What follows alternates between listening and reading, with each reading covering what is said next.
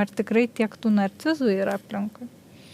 Tiek daug nėra. Narcistinis asmenybės sutrikimas tai tikrai baisokas dalykas, kai žmogus visą laiką yra savivertės problemai, visą laiką lyginasi su kitais, visą laiką kitus arba žemina, arba idealizuoja, visą laiką kaunasi, įsižeidžia, pavydi, toksai kaip vaikščiojantis, nežinau, spuogas pritvinkęs. Tai tikrai labai sudėtinga yra su tokiu žmogum susidurti. Būna, kad tokie žmonės nekenčia savęs, jeigu jiems kažkas nepasiseka, būna, kad net nusižudo, būna, kad labai labai iškankina kitus. Tai čia tikras narcisistinis asmenybės sutrikimas.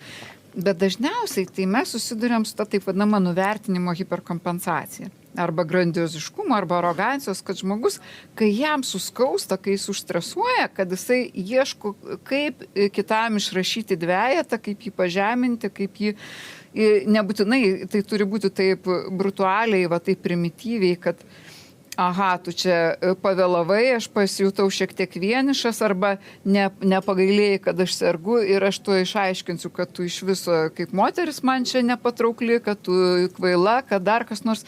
Tai čia jau toks grubus labai. Bet dažnai mes savo galvoje tai darom.